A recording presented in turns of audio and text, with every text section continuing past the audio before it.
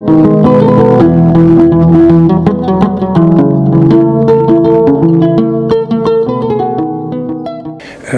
pense que la note d'optimisme laisse entrevoir peut-être des perspectives beaucoup plus intéressantes. Moi, ce que je note de leur propos, c'est qu'on a passé 50 années qu'on célèbre aujourd'hui, mais s'ouvre devant nous également un horizon de 50 autres années. Mais puisque la note est positive dans leurs propos, très probablement, les nouvelles générations qui vont prendre à bras le corps la CEDEAO vont devoir s'inventer maintenant des rôles nouveaux pour voir dans quelle mesure ces nouvelles générations vont régler les questions pendantes, mais en ayant toujours aussi à l'esprit comment les pères fondateurs ont bâti un embryon justement de mouvement d'intégration, et ensuite il appartient peut-être aux autres générations de continuer l'œuvre. Avant d'y arriver, puisque vous avez l'intitulé du thème, permettez-moi de saluer, au nom du panel et de tout le monde, la présence parmi nous d'un frère, d'un Africain, d'un ami, d'un parent, en la personne de l'écrivain Thierno Monene Nembo. Il est là, silencieux depuis le matin, et sa présence et son assiduité sont des signes évidents, effectivement, de son intérêt pour des questions qui ne sont pas simplement liées. Voilà, Thierno. Il traverse en ce moment des épreuves, donc vos applaudissements peuvent l'aider aussi à remonter un peu le moral.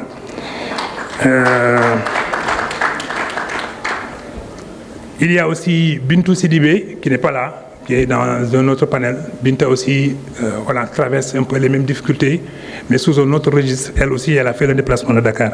Pour cela, elle mérite même en son absence aussi qu'on l'applaudisse.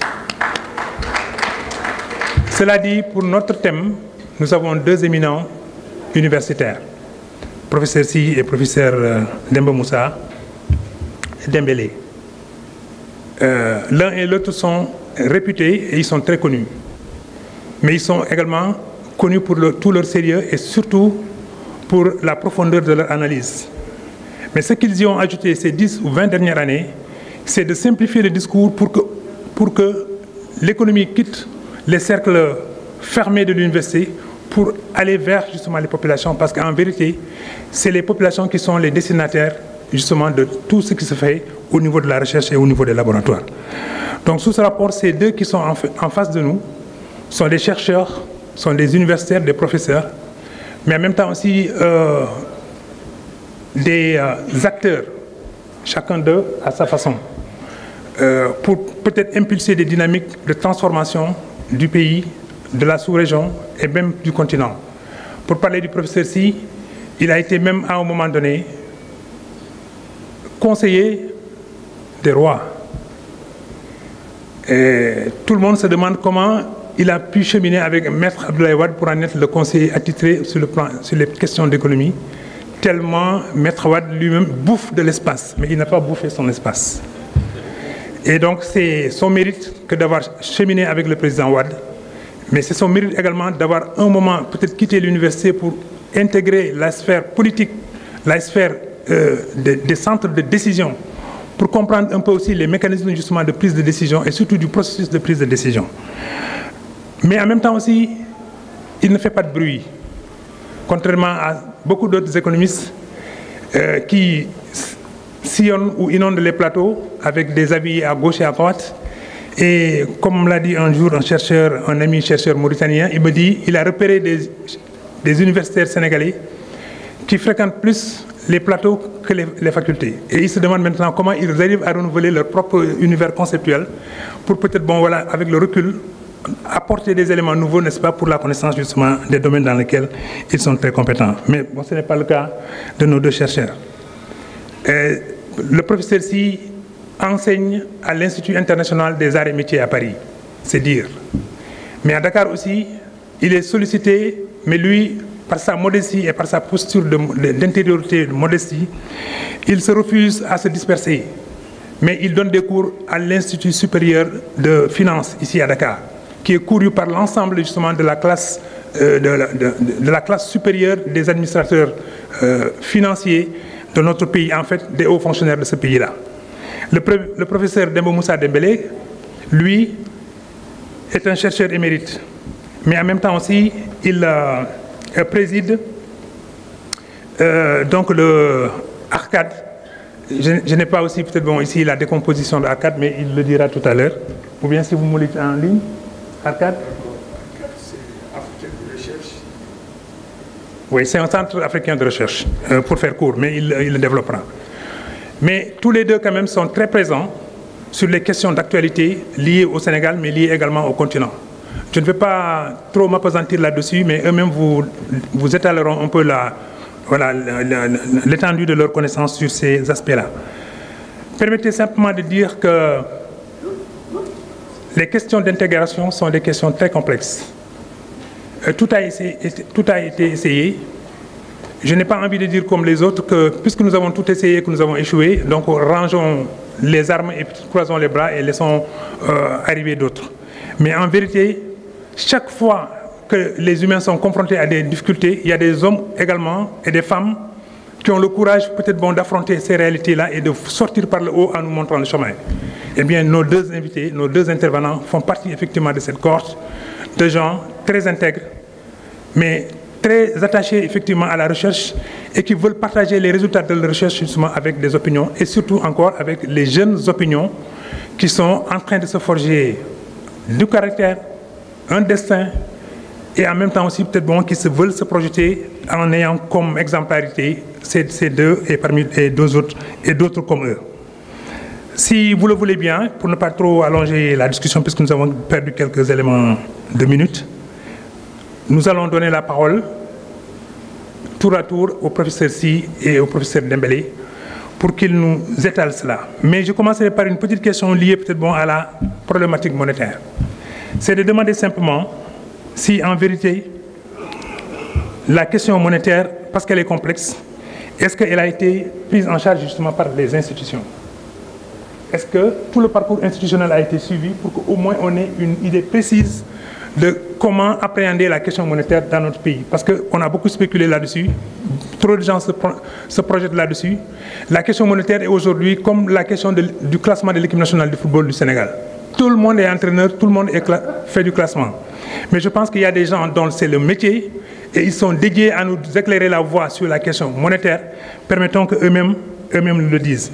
La deuxième question, peut-être aussi on reviendra dans les débats, c'est que les marges de fluctuation entre les monnaies qui devront plus tard composer la monnaie unique donc de la zone CFA, de la zone CEDEAO, comment vont-elles peut-être arriver à arranger justement ces fluctuations-là pour qu'au moins il y ait un référentiel qui devra permettre donc à cette monnaie en cours de gestation de régler justement ces questions de marge fluctuante et peut-être aussi de nous donner des assurances sur sa solidité et sur sa validité par rapport à d'autres monnaies qui vont attaquer notre marché. Merci et bonne séance de travail avec nos deux intervenants. Professeur Sy, vous avez la parole.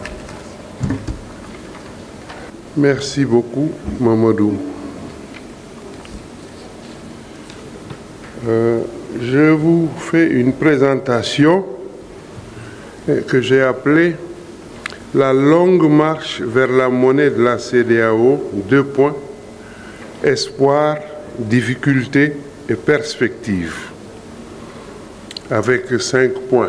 Après l'introduction, je parlerai de la vision de l'unité, espoir pour la monnaie unique de la CEDEAO, l'ECO.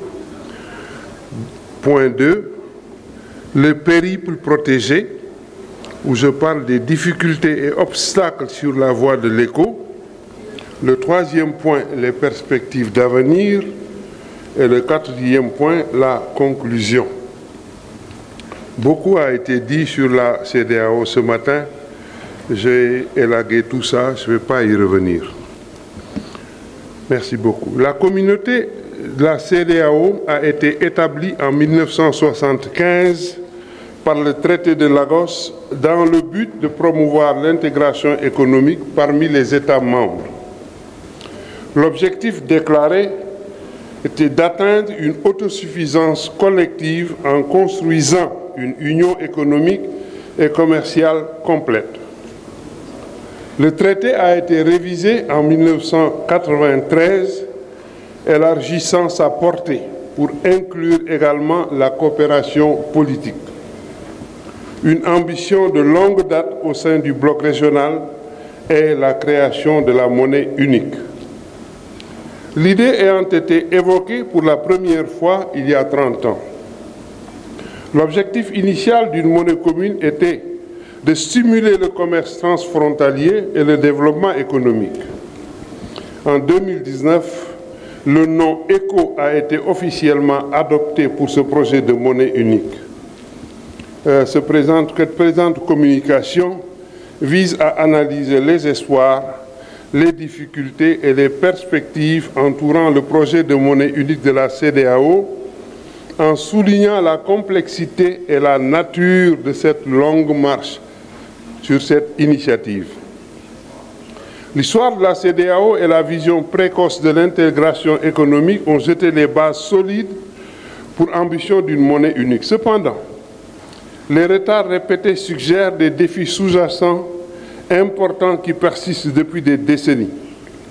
Les traités et les objectifs initiaux de la CEDEAO ont préparé le terrain pour une intégration plus approfondie, y compris une union monétaire.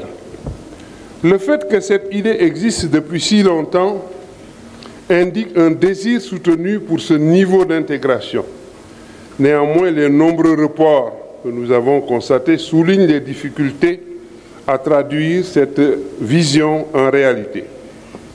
L'élargissement du mandat de la CEDEAO au-delà des aspects purement économiques pour inclure la coopération politique en 1993, suite à l'entrée du Cap-Vert, suggère une compréhension que l'intégration économique est intimement liée à la stabilité et à la coopération politique.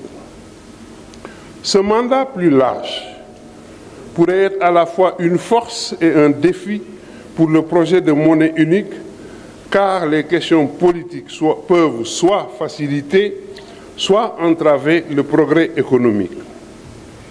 Reconnaître le lien entre les sphères économiques et politiques est crucial, en effet, pour une intégration régionale réussie. Bien que la coopération politique puisse créer un environnement plus propice aux initiatives économiques, comme pour une monnaie unique, l'instabilité politique ou les désaccords entre les États membres peuvent également devenir des obstacles majeurs. L'adoption d'un nom spécifique, l'ECO, en 2019, marque donc une étape concrète et un engagement renouvelé envers le projet à ce moment-là. Cependant, les retards, comme nous l'avons dit, indiquent que ce progrès symbolique n'a pas suffi pour surmonter les défis entre les parties prenantes et autres. Nommer la monnaie lui donne une identité tangible et suggère un certain niveau de maturité dans le processus de planification.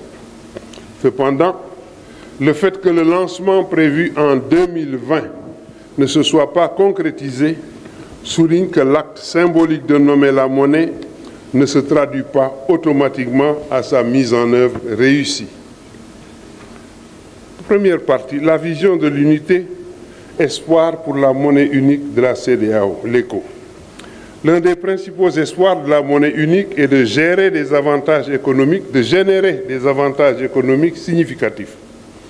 L'ECO devrait faciliter le commerce et l'investissement intra-régionaux en éliminant les tracas liés au change et en réduisant les obstacles aux activités commerciales.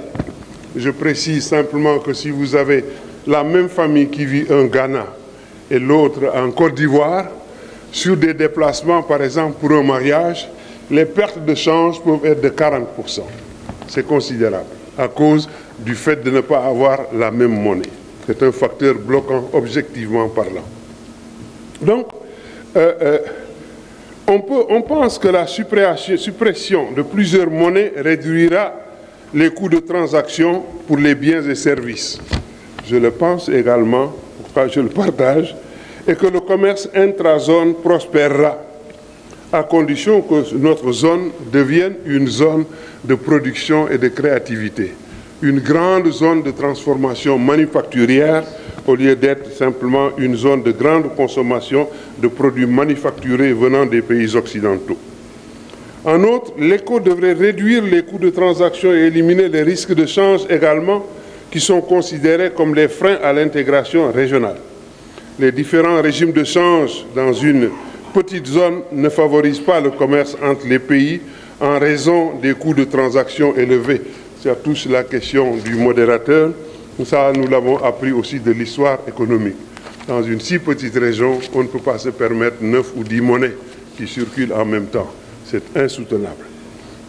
La monnaie unique devrait également permettre de promouvoir la transparence des prix et la concurrence en facilitant la comparaison des prix entre les deux pays. On s'attend à ce que l'éco attire les investissements directs étrangers en créant un environnement économique plus cohérent et plus stable. Cette étude a été faite dans le cadre du NEPAD que j'ai co-dirigé, qui montrait déjà que la plus grande crainte de nos partenaires extérieurs qui voulaient investir en Afrique de l'Ouest, c'est d'avoir autant de pays que d'interlocuteurs. C'est un frein également objectif à l'investissement étranger direct. En termes de stabilité monétaire et financière, l'éco vise à renforcer la stabilité macroéconomique et la discipline parmi les pays membres. On espère que la valeur de la monnaie régionale augmentera avec le temps grâce à un taux de change fixe. Ça, c'est une idée qui a été avancée, qui se discute et qui est refusée, par exemple, comme un pays, comme le Nigeria et autres. Le souhait, c'est qu'aujourd'hui, c'est quasiment acquis, on peut le dire, la majorité des pays souhaitent un taux de change fluctuant sur lequel on peut véritablement agir à l'occasion. Cela ne veut pas dire qu'en économie pure, tel taux de change est meilleur que tel autre de change. Tout dépend des politiques effectives menées dans un environnement. Autrement dit, il n'y a pas de vérité sur la question du taux de change fixe ou du taux de change variable. Donc, une monnaie unique supprimerait cet obstacle, rendant les échanges entre les entreprises plus faciles et moins coûteux, favorisant ainsi une grande intégration économique. Le désir d'indépendance monétaire vis-à-vis de la France, en particulier pour les pays de l'UMOA, révèle une dimension politique plus profonde du projet ECO. Cela suggère que l'initiative n'est pas uniquement motivée par les considérations économiques, mais aussi par un désir d'affirmer une plus grande souveraineté et de réduire les dépendances historiques, c'est-à-dire tous les lieux, les paradigmes des relations qui nous lient avec la France, par exemple. Le CFA a été considéré par certains comme un vestige du colonialisme français. Le réformer en éco permettrait à ces pays d'avoir un plus grand contrôle sur leur politique monétaire et leurs réserves de change qui sont actuellement gérées en partie par la France. C'est toujours le cas. Là aussi, il y a des arguments divers. Devant l'indiscipline de nos gouvernements, certains pensent qu'il serait extrêmement risqué de transférer toutes nos réserves, que les Américains appellent les heirlooms, les bijoux de famille, sur le continent. Nous avons vu d'ailleurs des chefs d'État demander à utiliser les réserves de change pour, disons, opérer certaines dépenses de développement. Alors les réserves de change, ce n'est pas fait pour ça. À ce moment-là, moi-même, j'ai répondu au chef d'État qui l'avait dit, « Monsieur le Président, si vous utilisez les réserves de change étant le matelas sur lequel vous dormez, le soir, vous irez dormir au bord de la mer. Ce n'est pas fait pour ça, les réserves de change. » Cette évolution d'indépendance s'aligne sur les aspirations plus larges à l'autodétermination africaine et le désir de la jeunesse africaine de se délier, de déconnecter des logiques qui gouvernent nos relations avec la France et les partenaires occidentaux, ainsi que les institutions économiques et financières internationales. Le potentiel de l'éco à renforcer l'influence économique mondiale dans la région est lié à l'idée de présenter un bloc économique unifié. Cela pourrait renforcer le pouvoir de négociation de la région dans les négociations commerciales internationales et attirer les conditions plus favorables. Une zone économique plus vaste et plus intégrée avec une monnaie unique aurait probablement plus de poids dans l'économie mondiale que les économies individuelles plus petites des États membres de la CEDEAO. Cela pourrait se traduire par une influence accrue sur les forums internationaux et les relations commerciales internationales plus solides avec d'autres régions. La deuxième partie, difficultés et obstacles sur la voie de l'ECO. Malgré les espoirs associés à l'ECO, la voie de sa mise en œuvre a été semée d'embûches.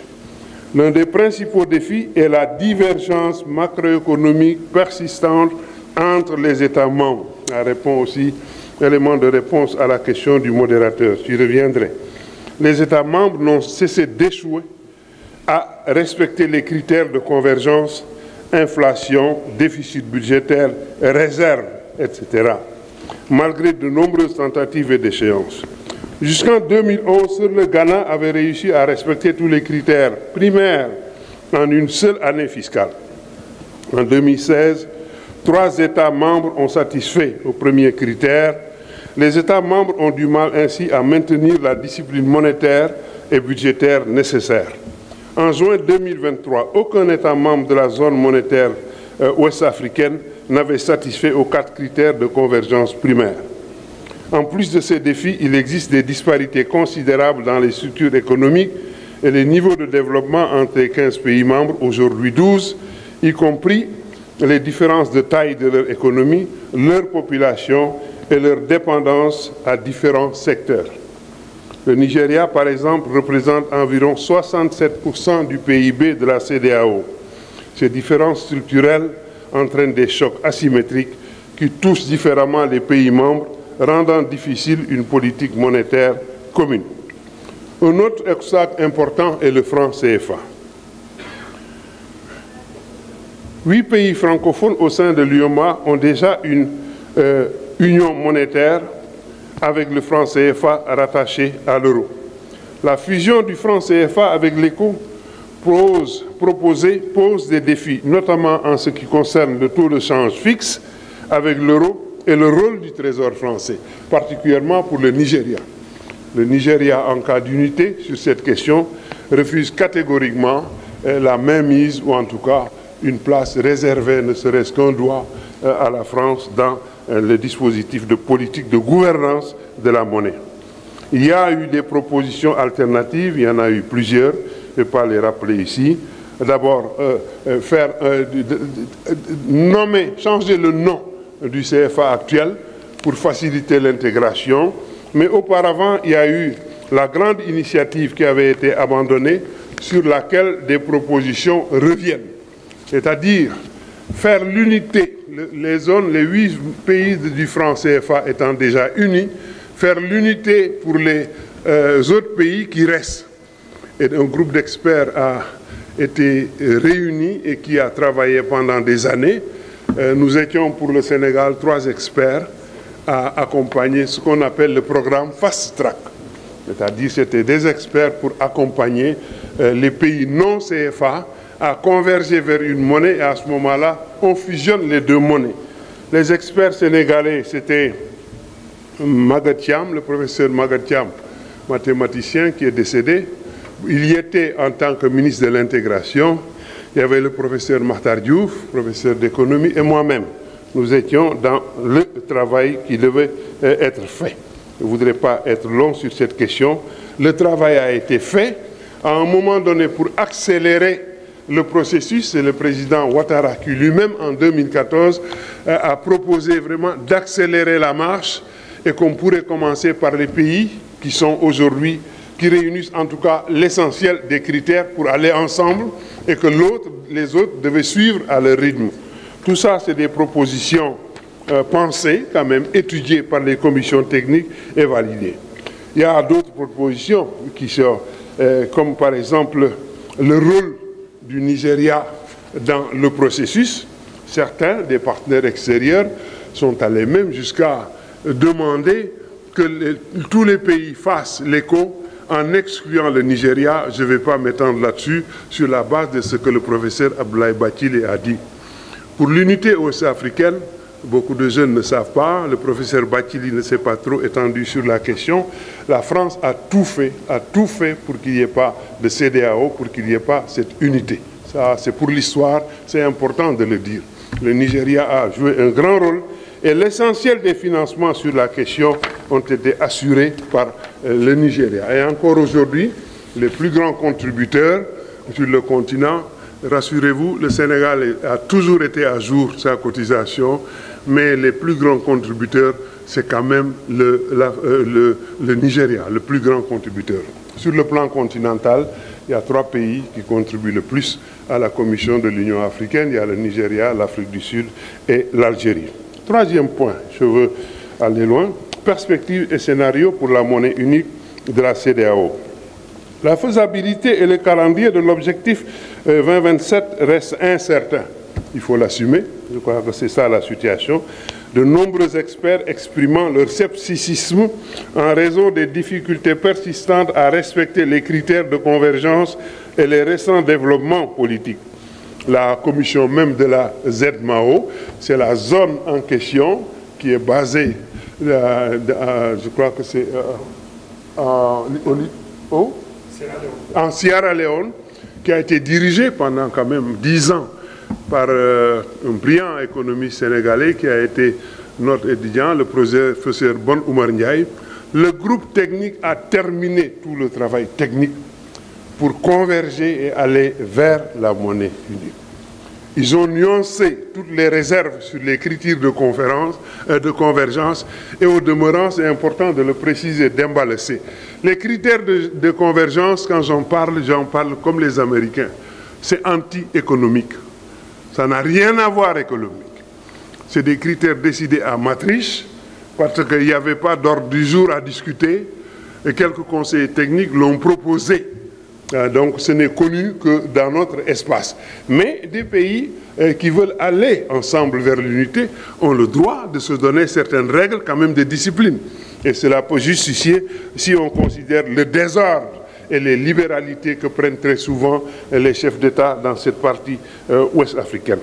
Donc, la Commission a terminé son travail.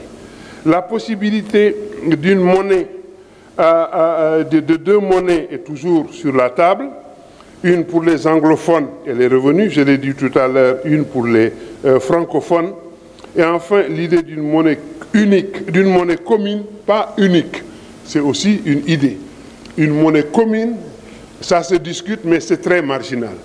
C'est certains groupes africains qui le disent, qu'il faudrait que nous puissions, chaque pays, garder sa monnaie nationale et avoir une monnaie unique pour commercer à l'extérieur. Cela se fait dans le monde, c'est connu, mais les chefs d'État décident de conserver, en tout cas, le projet initial. Immédiatement, une monnaie unique. Mais lorsqu'ils le disent, c'est qu'eux, ils sont déjà engagés psychologiquement dans une marche vers l'État fédéral sous-régional.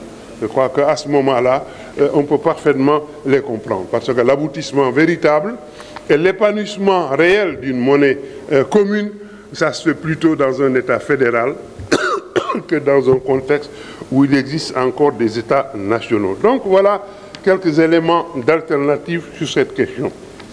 Je vais terminer, aller à la conclusion pour dire que le projet de monnaie unique de la CEDEAO porte en lui de grands espoirs d'accroissement du commerce, de stabilité également et d'indépendance économique pour la région.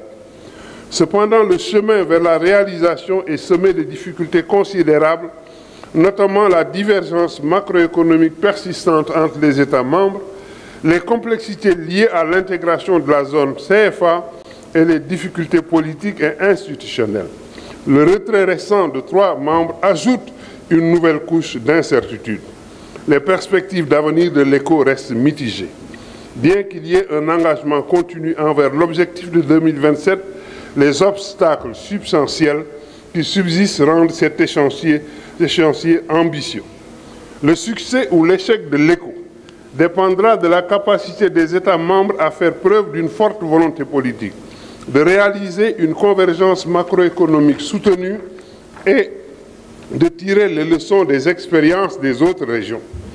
La possibilité d'adopter des approches alternatives de l'union monétaire complète, telles que le renforcement des systèmes de paiement régionaux, pourrait également jouer un rôle important dans la promotion de l'intégration économique en Afrique de l'Ouest.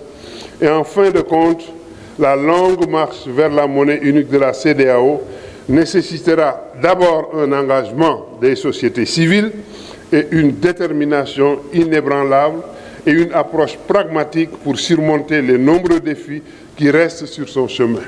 Je vous remercie de votre attention. Mon texte est très long, mais on fera en sorte de vous le partager pour ceux qui ont laissé leur adresse email. Merci beaucoup.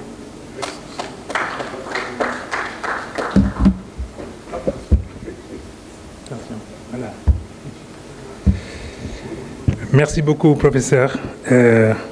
Oui, je crois qu'il a fait un tour d'horizon de la question. Ce n'est pas la peine de vous rafraîchir la mémoire puisque vous y étiez. Mais voilà, il donne quand même au moins le signal en disant « restons déterminés ». Restons déterminés, surtout en s'adressant aux jeunes que vous êtes. Sans plus tarder, on va passer donc au professeur Moussa Dembélé, qui va lui aussi peut-être prendre la parole et nous donner aussi sa perception des choses. Et après lui, maintenant, on ouvre le débat général. Professeur. Merci beaucoup, M. Ndiaye. Bon après-midi. Merci de votre présence. Moi, je suis supposé intervenir sur l'introduction de mon frère et ami Chérif. C'est un combat, le combat de l'intégration, notamment l'intégration monétaire, c'est un combat que nous menons depuis des années ensemble. Je pourrais dire que ce qu'il a dit, j'aurais pu m'en contenter et dire, bon, on passe au débat. Je salue le modérateur, M. Mamadou Ndiaye, que j'ai connu, avec qui j'ai eu quelques débats intéressants, il y a quelques temps de cela. Alors, moi, avant d'entrer dans le vif du sujet, sur la monnaie, sur ce que Chérif a dit, je vais d'abord parler de mon sentiment sur l'état actuel de la CEDEAO. Vous savez, Mimi Touré, le professeur Bathily ont parlé de leur optimisme. Moi, je ne suis pas optimiste. Peut-être que c'est des diplomates. Langage, comme on dit, la langue de bois. Ou peut-être c'est par conviction. Moi, je ne suis pas optimiste. Pour deux raisons. Quelles sont les raisons de mon manque d'optimisme? C'est d'abord, on a un problème de leadership dans la CEDEAO. Et on a un problème de dépendance dans la CEDEAO. Et c'est ça qui a engendré la crise que nous connaissons. Parce qu'un groupe qui était composé de 15 pays, qui se retrouve en fêtant son 50e anniversaire avec 12 pays, puisque les autres officiellement, les 3 autres officiellement, ne font plus partie de la CEDEAO. Je pense que ce n'est pas, franchement, quelque chose qui pousse à l'optimisme. Il faut se dire la vérité. Et Alioune Tine a dit ce matin, il faut qu'on regarde les réalités en face. On est là pour ça. Bon, les diplomates sont ce qu'ils sont, mais nous sommes libres d'exprimer nos points de vue. Alors, problème de leadership.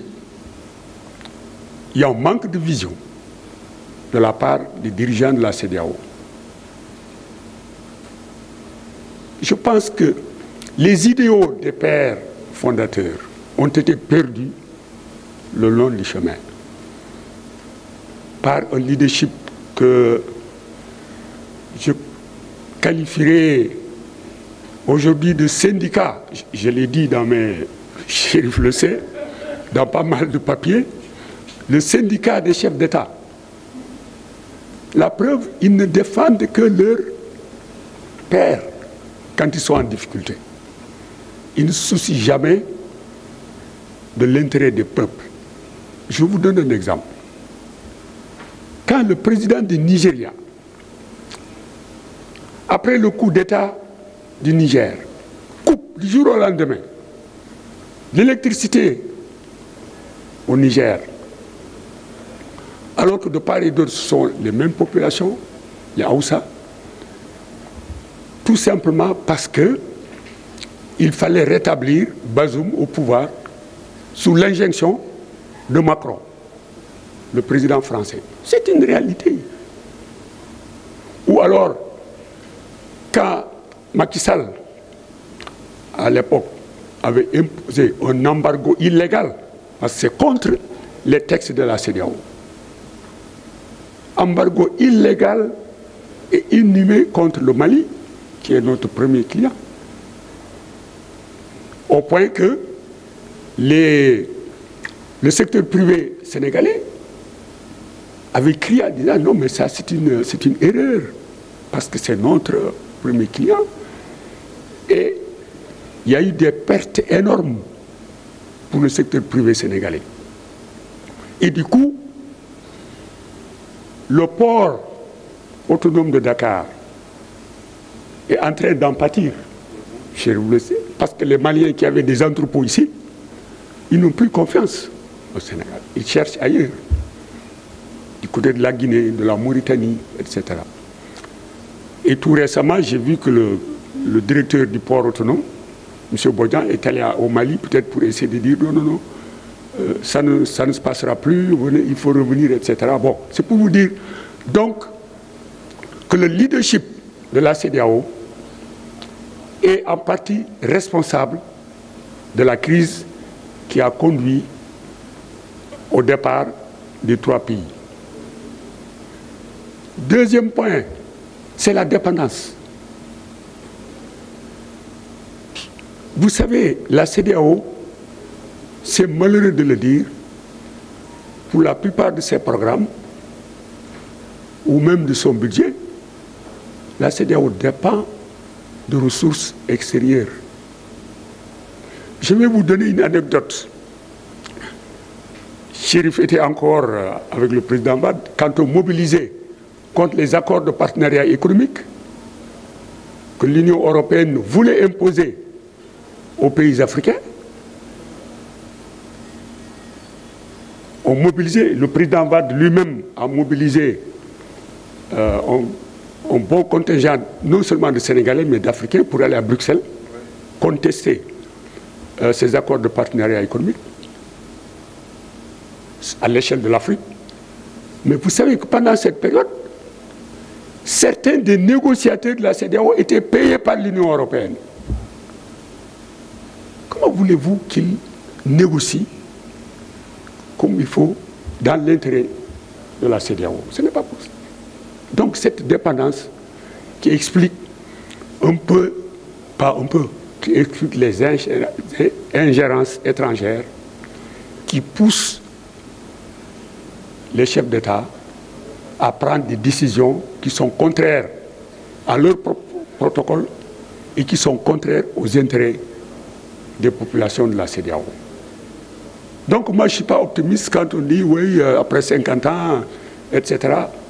Voilà mon point de vue, la CEDEAO est en crise, la CEDEAO est en profonde crise, il faut regarder la réalité en face. Et ensuite, la CEDEAO fait du surplace, ça fait 50 ans. Mimi Touré l'a dit, et toutes les statistiques le montrent, mais les échanges intra-CEDEAO ne dépassent pas 10%. Pas 10%. Ça ne dépasse pas 10%, alors que l'intégration devrait accélérer le commerce intracommunautaire. Mais malheureusement, avec 10%, ça c'est la moyenne. Parfois c'est 9%, etc. Donc on fait du surplace. C'est lié à beaucoup de facteurs, l'instabilité politique, les coups d'État, bien sûr, donc, et de l'autre, les guerres civiles. Il y a eu des guerres civiles dans certains pays, Libéria, Sierra Leone. C'est vrai qu'il y a des causes objectives de l'instabilité dans la sous-région. Mais le fait est que, sur le plan de l'intégration, on n'est pas allé très loin. Et c'est là où se pose le problème de la monnaie. les dirigeants de la CEDEAO, au milieu des années 80, se sont dit peut-être que si on éliminait toutes les monnaies qui circulent, elles sont 8, le CFA et les 7 autres. Et peut-être que ça allait accélérer notre intégration en supprimant un certain nombre de coûts et d'obstacles, comme l'a indiqué Chérif. Mais le problème, c'est que ça fait 42 ans, 1983, faites le compte, 42 ans. À chaque fois, on reporte, on reporte, on reporte, on reporte, on reporte. Arrive juin 2019. En juin 2019, à Abuja, le sommet des chefs d'État décide cette fois-ci d'adopter l'euro et l'éco, et de lancer la monnaie en 2020. C'était en juin 2019 à Abuja, dans la capitale nigériane. 10 jours après, le président ivoirien va à Paris voir M. Macron pour lui dire à peu près ce qui a été décidé à Abuja. Il ne faut pas tenir compte de ça. Il ne faut pas tenir compte de ça. Nous qui utilisons le franc CFA, on va s'arranger pour rester dans la mouvance, sous la tutelle de la France, mais sous une autre forme. On va s'appeler ECO, comme l'a décidé la CEDEAO, mais c'est un ECO qui va concerner seulement les pays de l'UMOA. Alors, ça n'a rien à voir avec la décision d'Abuja du mois de juin. Et à l'époque, il y avait une réaction très vive de la part des autres pays, notamment le président Buhari, qui était à l'époque président du Nigeria, avait fait une déclaration très dure à l'égard de ce que Macron et Alassane Ouattara voulaient faire. Mais le point est que la France, voulant continuer à s'aborder, le mot n'est pas très fort, à s'aborder l'intégration en Afrique de l'Ouest, a essayé de faire quelques concessions. Et ce sont ces réformes qui ont été entérinées par la suite par l'Assemblée nationale française.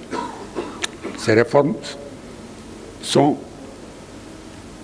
le retrait, enfin, la fin de l'obligation des pays du franc CFA à déposer 50% de leurs réserves de change au niveau du Trésor français. Ce n'est plus obligatoire. Le retrait des représentants de la France au niveau des instances de la BCEAO, mais sinon tout le reste est en place. La libre transférabilité de la monnaie, des finances entre nos pays et la France, ça reste en l'état. La garantie entre guillemets de la France reste en l'état. Et le taux de change entre ce CFA qui allait s'appeler ECO, ce taux de change resterait fixe avec l'euro. Donc ce sont des changements cosmétiques. Et d'ailleurs, pour les représentants de la France qui quittent les instances de la BCEAO, ils seraient remplacés par des experts internationaux qui seraient choisis par la Banque de France, par la Banque centrale européenne et par la BCEAO. Et je sais que les gens de la BCEAO vont s'asseoir, juste une fois que ça sera décidé, ils vont applaudir. Et puis, ça, c'est ma conviction. Donc, ça ne change pas. Vous pensez bien que si la Banque de France choisit un expert international, elle va choisir quelqu'un qui va veiller sur les intérêts de la France. Ça, c'est évident. Okay? C'était une idée de M. Dominique Strauss-Kahn, ancien directeur général du FMI. Le scandale de Muscat, tout le monde le sait. Notre frère écrivain venant de la Guinée, certainement plus que d'autres. OK.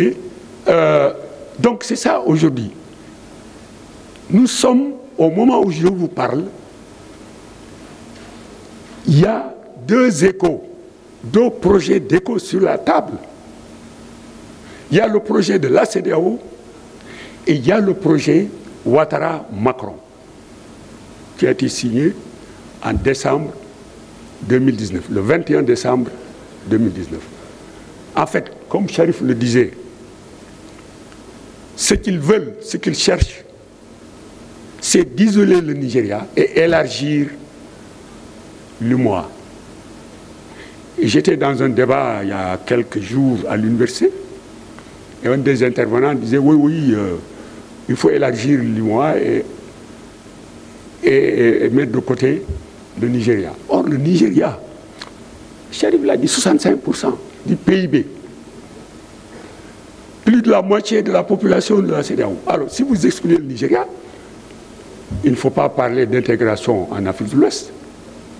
Ce n'est pas possible d'exclure un pays qui a les 2/3 du PIB, plus de la moitié de la population, vous l'excluez, vous ne pouvez pas parler d'intégration.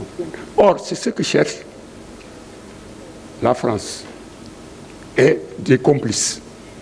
Voilà où nous en sommes aujourd'hui. Donc c'est ça. L'intégration est en danger. Parce que si ce projet passe, ça veut dire que la CEDEAO va éclater. Toute cette rhétorique consiste à dire oui, les premiers qui satisferont aux critères de convergence vont y aller et les autres vont suivre, ce n'est pas possible. Parce que la réalité derrière ça, c'est de dire adieu Nigeria, nous ne voulons pas du Nigeria, on peut rester sous la tutelle de la France. Et donc, ça ajoute à la crise. Ça ajoute à la crise parce que je suis sûr que d'autres pays n'accepteront pas cela. Mais c'est la réalité à laquelle nous faisons face aujourd'hui. Alors, juste pour terminer, changer ou périr. Changer ou périr. Pour changer, pour moi, il faut deux choses. La première, c'est respecter les textes de la CEDEAO par les dirigeants. Je vous donne l'exemple de la Cour de la CEDEAO. Combien de décisions ont-elles été prises et qui n'ont jamais été respectées par le Sénégal, par la Côte d'Ivoire, par les autres pays? On met en place une cour, on paye des fonctionnaires, elle prend des décisions, on les met à la poubelle. Ça, c'est la réalité d'aujourd'hui. Donc, il faut respecter les textes. Il faut des dirigeants qui respectent les textes qu'ils ont eux-mêmes approuvés. La deuxième chose, pour ne pas périr, il faut trouver les moyens de financer notre propre développement. Sinon, ce sont les autres qui vont financer des projets en veillant à ce que leurs intérêts prévalent sur les nôtres. Merci. Voilà.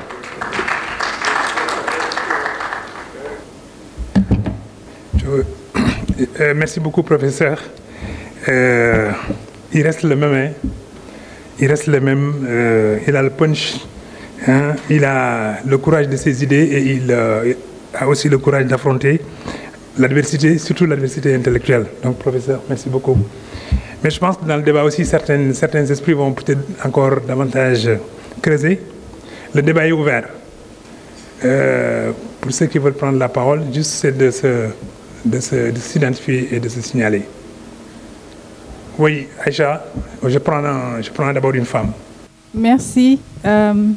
D'habitude, quand c'est des questions économiques, j'ai tendance à fuir parce que, bon, je suis littéraire, la seule de ma famille. En fait, en parlant de monnaie unique et monnaie commune, moi j'aime bien l'idée de voler le projet éco, si je peux l'appeler comme ça. Moi je veux aller plus loin et dire dans les perspectives de l'éco, est-ce qu'il y a des réflexions pour avoir une monnaie d'échange numérique pour la sous-région? Parce que c'est quelque chose qui est d'actualité et comme on a du mal à concrétiser la monnaie unique, pourquoi ne pas opter pour une monnaie commune et inclure en fait l'aspect numérique? La question est posée manifestement au professeur Si. Hein? Voilà. Thank you. Name is Kojo Asante, CDD Ghana.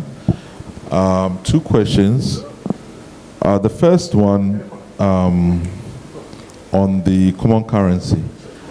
I think we know that we still need the economic foundations to really create and manage a common currency. And looking at the economies in the sub-region is not easy.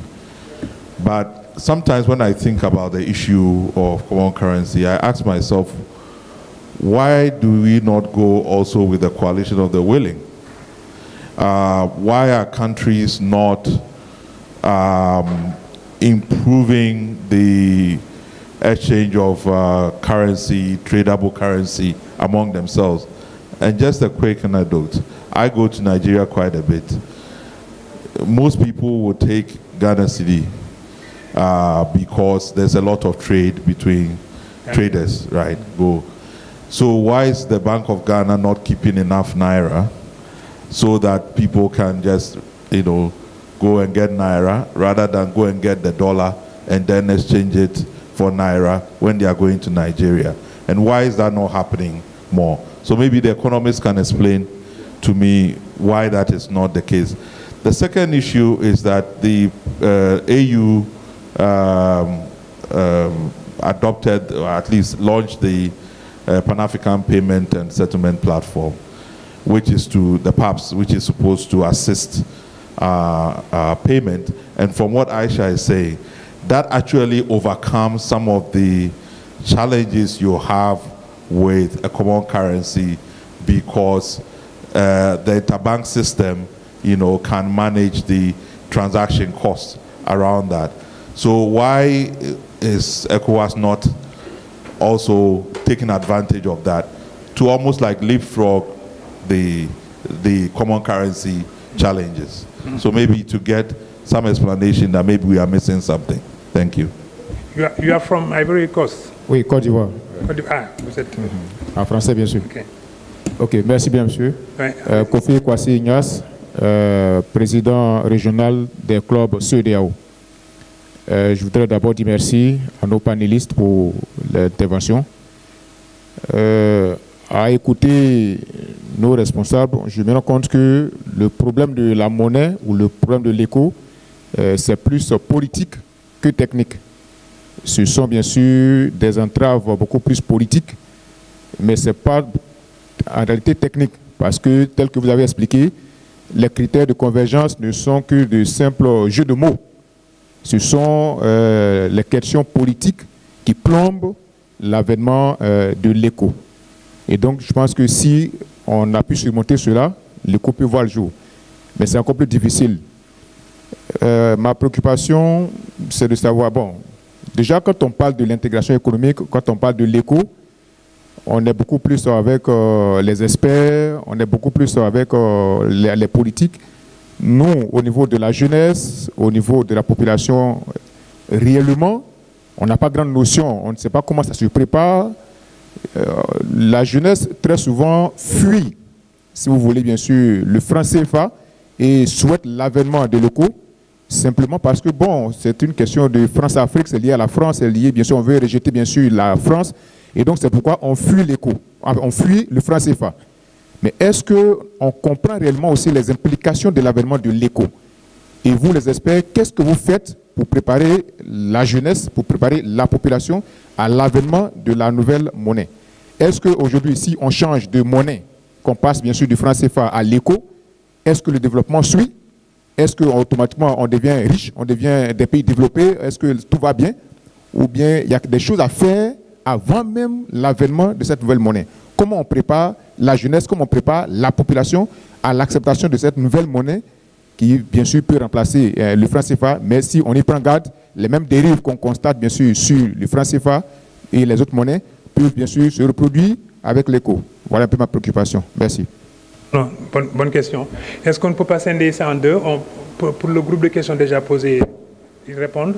Je ne vois pas des kilomètres pour venir vous écouter.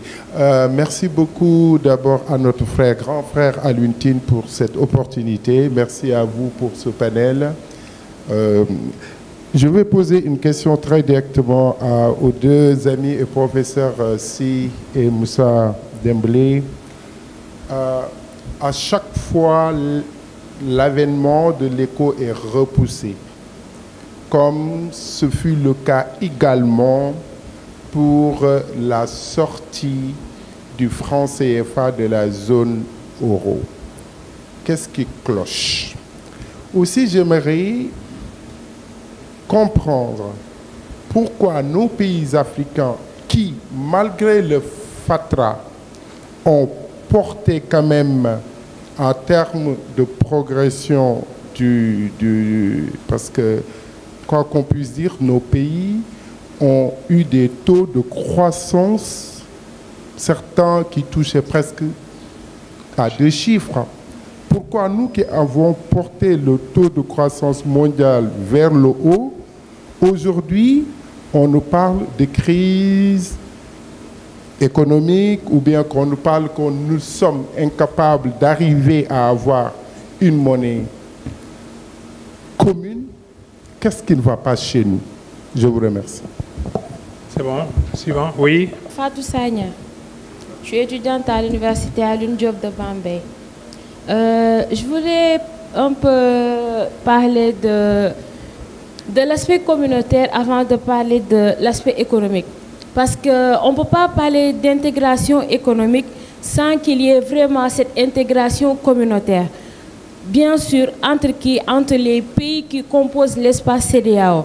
Et tout à l'heure, lors de vos speeches, vous avez parlé jusqu'à évoquer ce qui s'est passé entre le président Ouattara et l'autre de la France.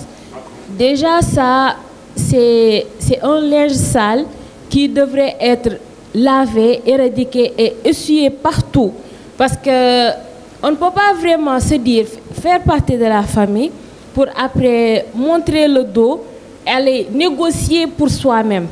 Là, c'est le premier facteur ou bien le premier problème sur lequel l'espace CEDEAO devrait miser avant véritablement de pouvoir parler d'intégration économique.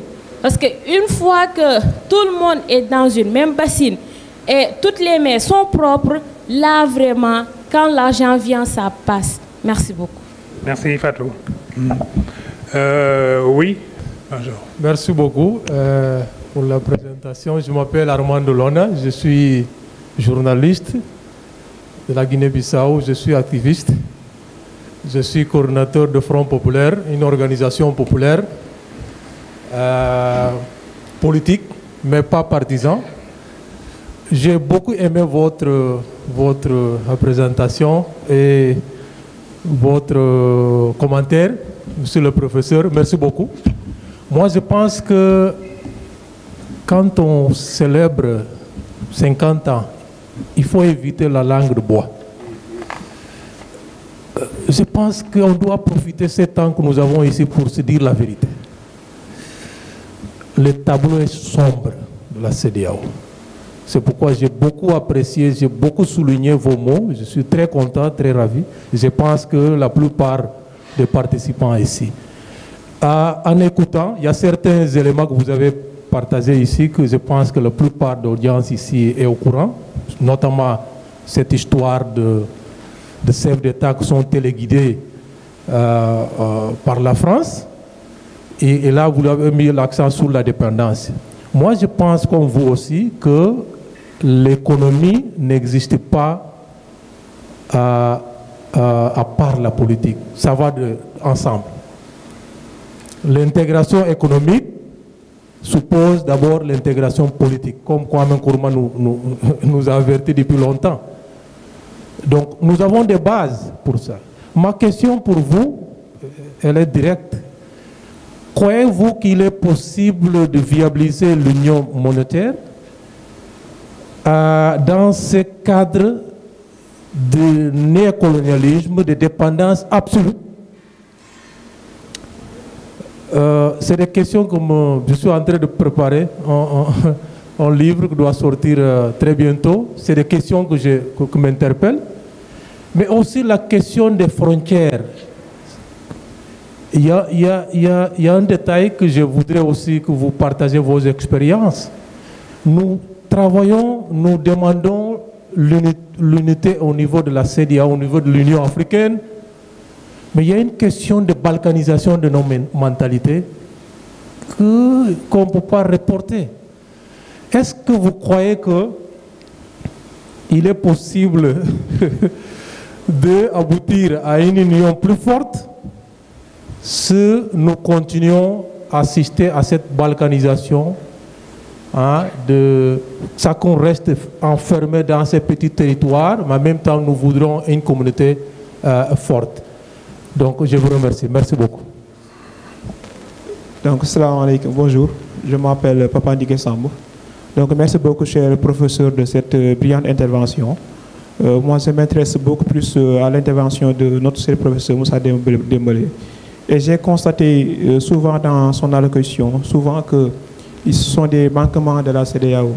Et je crois que parfaitement que la CEDEAO, malgré que c'est une organisation qui malheureusement traverse donc des moments très difficiles, mais quand même a eu à réaliser donc des choses très, très positives. Parce qu'il y a de cela une semaine, j'ai lu un rapport de la Commission de l'Union africaine qui portait sur l'harmonisation des communautés économiques régionales. Et dans ce rapport, à la page 8, on nous dit qu'il y a 14 communautés économiques régionales qui existent en Afrique de l'Ouest, qui existent en Afrique. Et dans les 14 communautés économiques régionales qui existent en Afrique, il n'y a que les 8 qui sont reconnus par l'Union africaine. Et parmi les 8 qui sont reconnus par l'Union africaine, toujours c'est la Commission de l'Union africaine qui nous dit que la CEDEAO est considérée comme la communauté économique la plus parfaite, la plus aboutie et la plus achevée. Ouais. Mais quand même, il faut reconsidérer que moi, ce que je pense, la création de l'AES est un accident. 4 ans derrière, Tiani, Ibrahima Traoré et même, comment dirais-je, Assimi Goïta n'en avaient aucune ambition à créer l'AES ou bien la charte de l'Iptako Gourmand. D'autant plus que 50 ans derrière, coïncident avec le 28 mai 1975, les pères fondateurs de la CEDEAO n'en avaient aucune intention à créer une communauté politique. Lorsqu'ils créaient la CEDEAO, il avait comme unique objectif à créer une coopération économique. Mais malheureusement, ce sont les contextes avec la guerre Sierra Leone, par-ci il y a le Libéria, etc., qui ont dit avec les instabilités qu'il fallait créer une CEDEAO politique.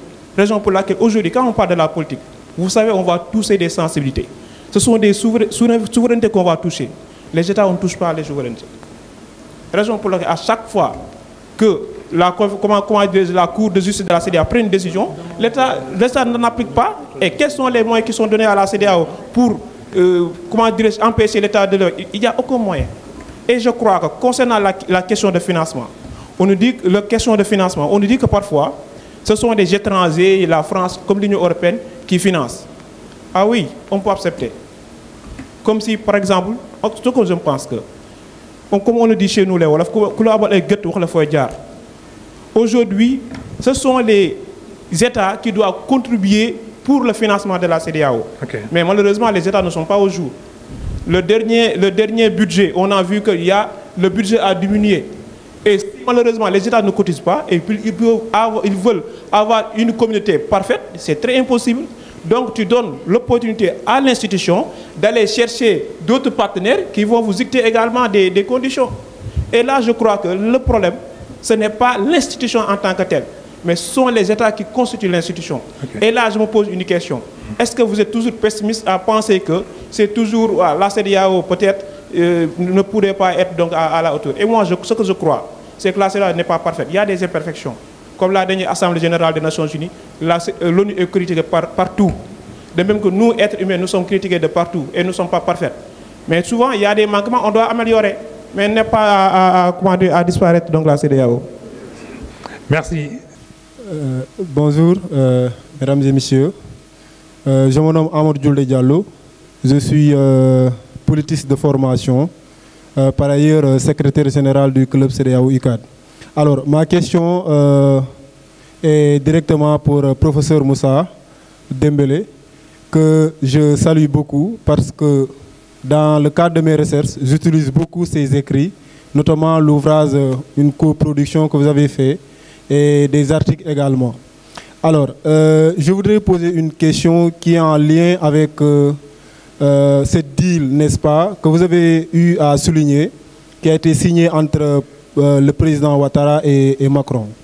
Alors, vous avez dit si la France arrive à réussir, ou bien si on arrive à faire écarter le Nigeria aujourd'hui, la CEDEAO aujourd'hui pourrait trouver dans une situation plus ou moins bancale. Moi, je voudrais poser une autre question. Est-ce qu'aujourd'hui, le fait qu'on crée aujourd'hui, lui et moi, qui s'occupe, n'est-ce pas, des questions économiques, aujourd'hui, si vous prenez tous les pays, n'est-ce pas, de la zone ouest africaine francophone, autant pour moi, parce que lui et moi concerne ces pays-là, aujourd'hui, tout leur niveau d'économie, le taux d'endettement, taux de développement sont mesurés à travers cette institution-là, mais pas la CEDEAO. Aujourd'hui, si on arrive à créer aujourd'hui l'ECO par la CEDEAO, quelle est l'institution qui va charger aujourd'hui de prendre les questions de développement, d'endettement? Je veux dire, on va mesurer le taux d'économie des pays par quelle institution? C'est lui et moi qui va continuer ou bien c'est la CEDEAO? Merci beaucoup. Bonjour, je m'appelle Jali Badian. Moi, c'était plutôt une question et aussi une contribution. On parle de monnaie unique et souvent même quand on parle de monnaie en général, on parle de souveraineté. C'est des choses qui sont très liées dans nos pays, la perception que les gens ont, quelqu'un l'a dit tout à l'heure, du CFA comme une monnaie coloniale et autres. Moi, à l'heure actuelle, tout à l'heure, je pense que c'est M. Moussa qui a dit que lui, il était très pessimiste par rapport à la CEDEAO. Ouais. Moi, je suis très pessimiste par rapport à cette histoire de monnaie. Pour la bonne et simple raison que on parle de l'AIS maintenant, je ne sais pas si on prend en compte cet aspect que la CEDEAO est passée de 15 à 12 États. Qu'est-ce que ces États-là vont faire après? Est-ce que ces États continuent de suivre les discussions autour de cette monnaie unique? Est-ce qu'ils vont se regrouper pour créer une nouvelle monnaie? Là, on parle des pays de l'AIS qui utilisent déjà le CFA, le Burkina, le Mali et le Niger. Et bientôt, entre guillemets, rejoints par nos amis du Togo. Mais cette fragmentation-là, elle nous montre comment elle n'est pas pour moi importante une question de monnaie. Chaque pays peut avoir sa monnaie et que sa monnaie soit forte. Maintenant, on a des pays en Afrique qui ont leur propre monnaie et qui ont une économie qui performe. On parle d'intégration économique. Est-ce qu'il ne faudrait pas aller vers vraiment une souveraineté économique, avoir déjà la force dans les jambes pour pouvoir aller de l'avant, au lieu de... Depuis 2009, on parle de l'éco. Depuis 2009. J'étais en train de faire le review sur Internet. La première mise en service, on parlait de 2020. Après 2021. Après 2022. Après, il y a eu plein de choses. Est-ce que réellement, c'est pertinent de continuer à enfoncer le mur concernant cette monnaie-là, sous le prétexte d'une souveraineté, entre guillemets, et d'une intégration économique qui réellement, est-ce qu'elle n'existe pas déjà? Est-ce qu'il ne faudrait pas cultiver encore une chose beaucoup plus étendue en dehors même des pays qui utilisent le CFA, qu'on parle de la CEDEAO en tant que telle, et qu'on arrête d'enfoncer cette porte de la monnaie commune ou unique qui n'avance pas et se concentrer sur les vrais défis à relever, c'est-à-dire être vraiment souverain économiquement. Merci. Bonjour, moi c'est Babou Diallo. Moi je m'appelle Babou Diallo. Je suis étudiant en gestion de projet. Bon, ma question est la suite. Quels seront les inconvénients pour les pays africains, non, pour les pays membres de la CEDEAO à adopter la monnaie unique? Bonjour à toutes et à tous. Donc c'est Mohamed Kamara, club CEDEAO de l'Université du Sine Saloum El Hadji Ibrahima Niass. Par ailleurs, je suis promoteur culturel et professionnel du tourisme. Donc en ce sens, je pense que je vais essayer d'amener ma question en ce sens, parce que quand on parle de la zone de libre-échange, donc on parle de la circulation des biens et des personnes. Et la circulation des personnes est une chose importante dans le processus que suit le tourisme dans la zone de la sous-région. Et en ce sens, donc, ma question est la suivante. Comment faciliter la réalisation de la zone de libre-échange continentale en tenant compte des difficultés liées aux frontières? Parce qu'on sait qu'au niveau des frontières africaines, il y a énormément de difficultés. Et cela peut contraindre un peu le développement de cette activité. Je vous remercie. Je vais commencer par ce que tu viens de dire. Dembélé ne m'en voudra pas. Toute notre vie, ces 55, 57 ans, tournent autour de l'émancipation de notre continent. Toute notre vie. L'émancipation dans l'unité, l'émancipation de chaque pays. Mais souhaiter quand même qu'on soit émancipé de toutes les tutelles, cela ne veut pas dire ne pas avoir des réserves. Lorsque l'idée la plus partagée sur le continent africain, l'idée la plus partagée, moi je travaille depuis des décennies avec l'Union africaine, la Commission. J'ai été dans plusieurs groupes de travail, le groupe qui fait face aux BRICS et d'autres types de groupes sur le programme économique et social de l'Union africaine que j'ai conduit avec nos équipes, ce programme de l'Union africaine.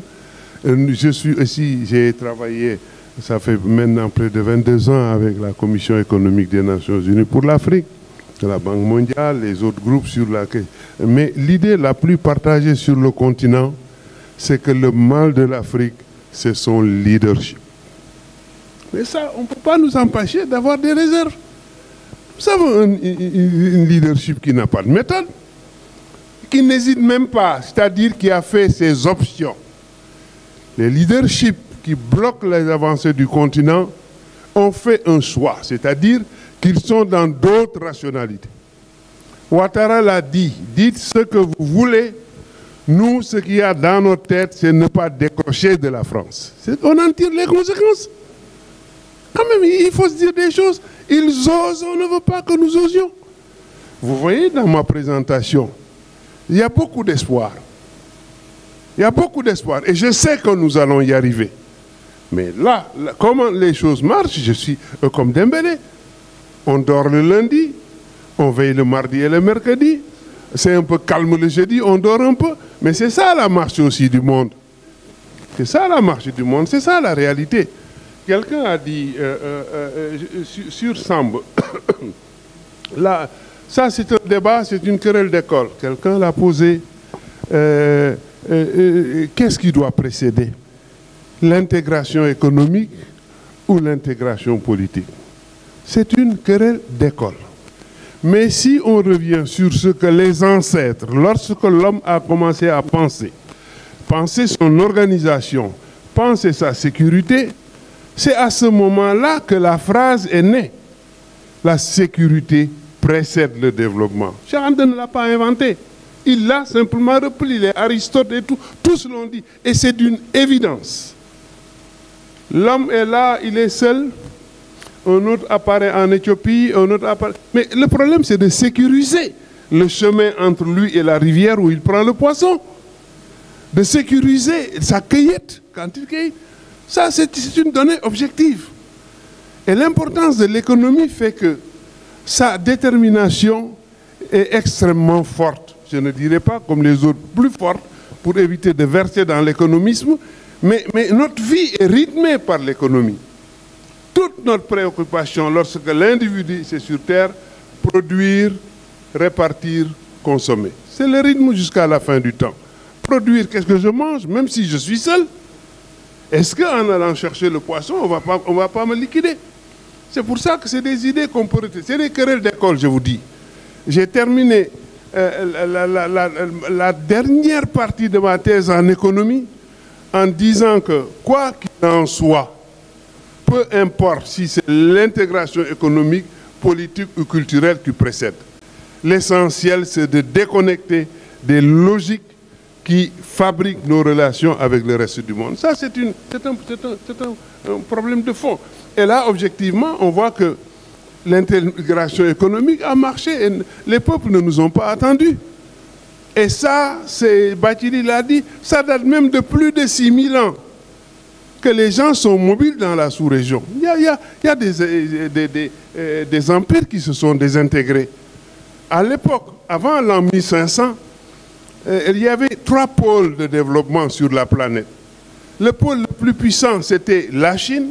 Le deuxième, c'était l'Afrique. Le troisième, c'est les pays occidentaux, les pays européens. Notre problème, c'est de réfléchir comment et analyser profondément pourquoi et comment notre trajectoire a changé, a dévié lorsque nous avons rencontré les pays occidentaux. Moi, c'est l'objet de mes enseignements. C'est un problème de fond. Il faut qu'en tant qu'Africains, nous y répondions. Vous êtes au même niveau. Le rapport entre le plus puissant et le moins puissant ne fait pas 2, c'était 1,8 en l'an 1500. Et aujourd'hui, le rapport en termes de puissance économique, ce qu'on peut appeler le développement économique et social de l'Afrique et des puissances qui gouvernent le monde, il est de 32. C'est-à-dire, depuis l'an 1500, l'Afrique a reculé 32 fois. Mais c'est ça qui nous interpelle. À ce moment-là, quand vous avez un leadership qui donne l'impression de faire ce que Valentin Moudembe disait, l'odeur du père. Notre leadership aime tellement le père qu'il veut continuer à s'accrocher à ses seins.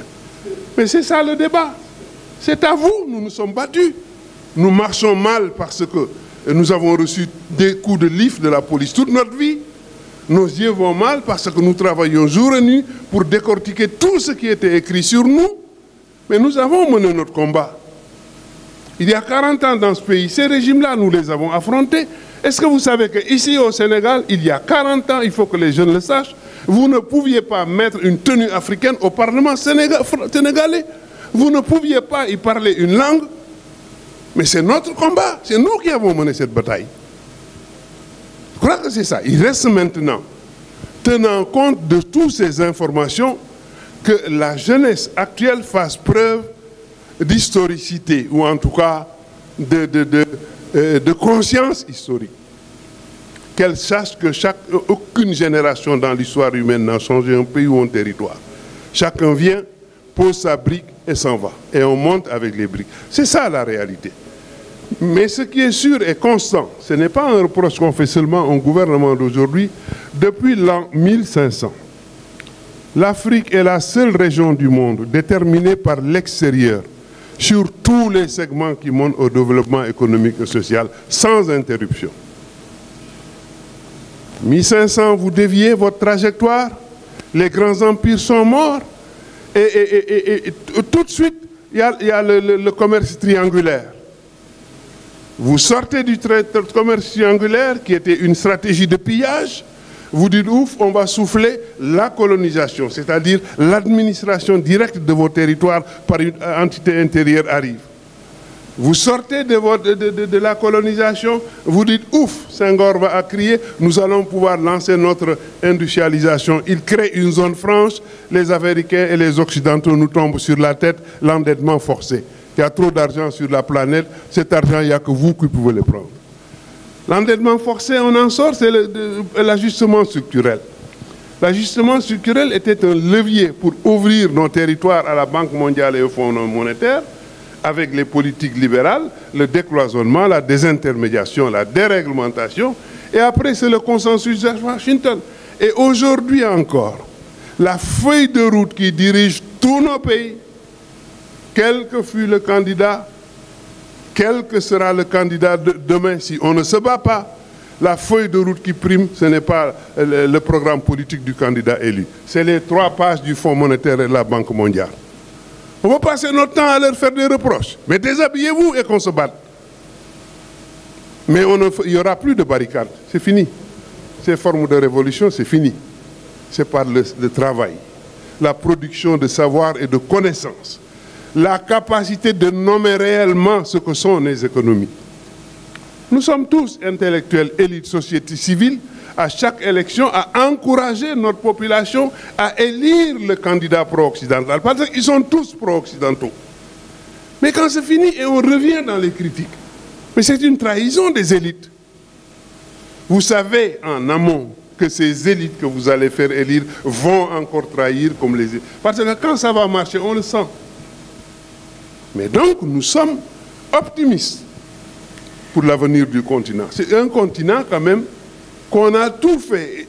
Il y a même des tentatives de momifier le continent, qu'il n'y ait plus de culture et de civilisation. Aucun peuple n'a jamais subi ça.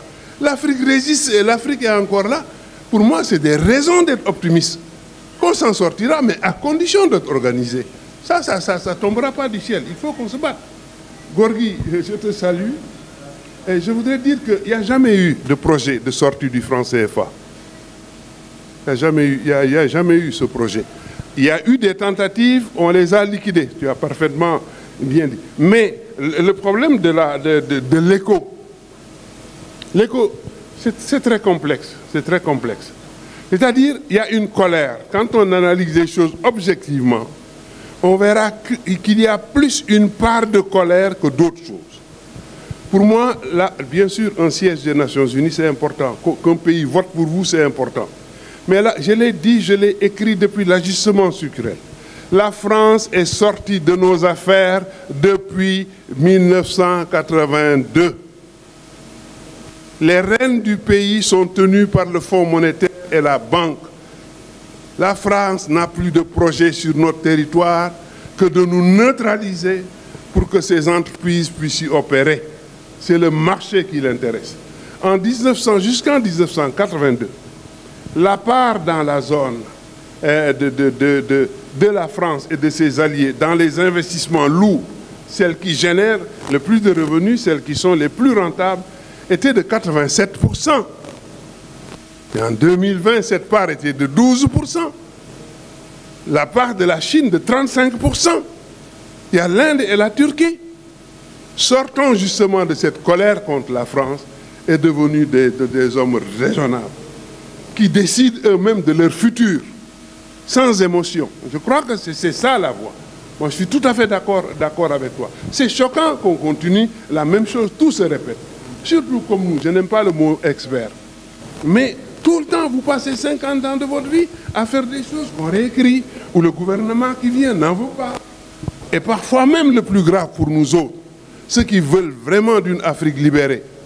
Mais très souvent, pointer les invitations de Demba dans des activités gouvernementales, ou de la mienne, même si j'ai été conseiller technique avec rang de ministre, nous sommes quasiment invisibles. Et notre invisibilité relative est organisée par nos propres amis qui se disaient révolutionnaires et qui étaient dans notre camp et qui ont rejoint l'autre camp. C'est ça la marche de l'histoire. Il n'y a pas besoin de colère. Le train marche. Ceux qui peuvent continuer, ceux qui à devenir des Mohicans, mais ceux qui ne peuvent pas s'arrêtent et descendent. La lutte va se poursuivre. Nous allons libérer ce continent. Il n'y a pas de doute. Il n'y a pas de doute. Mais restons vigilants. Restons vigilants. Techniquement, il faut, pour un pays impréparé totalement, il faut 8 à 10 ans pour décider d'une monnaie, avoir sa monnaie, battre à monnaie et distribuer la monnaie. Si elle ne sort pas, ce n'est pas seulement de la manque de volonté des pays de la zone franc.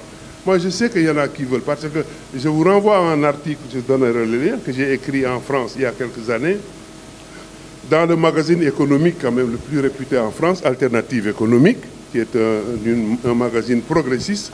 Mais j'ai listé toutes les déclarations des présidents africains. Si on parle du franc CFA, mais c'est déjà quelques années après l'indépendance, à partir de 1963, tous les chefs d'État, quand ils ont découvert l'État réel, ils étaient furieux. Ils ont vu qu'ils n'avaient pas d'emprise sur la monnaie. Mais ils ont demandé une étude, ils ont lancé, demandé qu'un expert vienne réfléchir sur la question monétaire. Et c'est Samir Amin qui a été choisi.